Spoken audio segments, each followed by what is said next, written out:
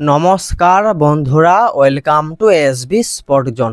আশা করছি তোমরা video thumbnail দেখে বুঝতে পেরেছো এই ভিডিওতে আমরা কোন ক্লাবকে নিয়ে কথা বলতে চলেছি। আজকের এই ভিডিওতে আমরা কথা বলবো ইস্টবেঙ্গল এফসিকে নিয়ে। ইস্টবেঙ্গল এফসি তিনজন গুরুত্বপূর্ণ প্লেয়ারকে নিয়ে খুবই গুরুত্বপূর্ণ আপডেট জানতে পাওয়া যাচ্ছে।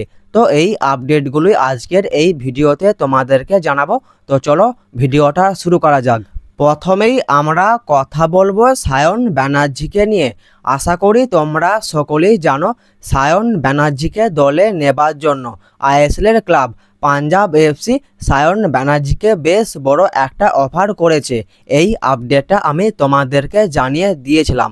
এখন যে আপডেটটা জানতে পাওয়া যাচ্ছে যে সায়ন ব্যানার্জির কাছে পাঞ্জাব এফসি ছাড়াও আই লিগের একটি ক্লাবের বেশ বড় অফার তার কাছে চলে এসেছে। এইরকমই একটা আপডেট এখন লেটেস্ট জানতে পাওয়া যাচ্ছে। সায়ন ব্যানার্জিকে নিয়ে এটাও জানতে পাওয়া যাচ্ছে যে সায়ন ব্যানার্জি তিনি ইস্টবেঙ্গল এফসি ছাড়তে পারেন।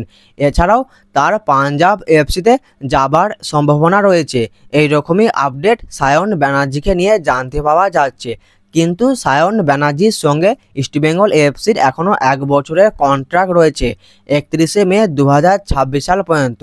তো দেখা যাক সায়ন ব্যানার্জি তিনি কোন ক্লাবে সাইন করে, এটাই এখন দেখার বিষয়। এছাড়াও ইস্টবেঙ্গল এফসির রিজার্ভ দলের আরও 2 গুরুত্বপূর্ণ প্লেয়ার তন্ময় দাস এবং জেসিন টিকে তারাও ইস্টবেঙ্গল এফসি ছাড়তে পারে। এইরকমই আপডেট জানতে পাওয়া যাচ্ছে। যে খবরটা পাওয়া যাচ্ছে যে তন্ময় দাসের কাছে আই লিগের একটি ক্লাব এবং আইএসএলের একটি ক্লাবের তরফ থেকে তার কাছে অফার এসেছে এবং বেশ বড় অফার এইরকমই জানতে পাওয়া যাচ্ছে। এছাড়াও জেসিন টিকের কাছে আইএসএলের একটি বড় ক্লাবের তরফ থেকে তার কাছে অফার এসেছে। এইরকমই আপডেট জেসিনকে নিয়ে জানতে পাওয়া যাচ্ছে।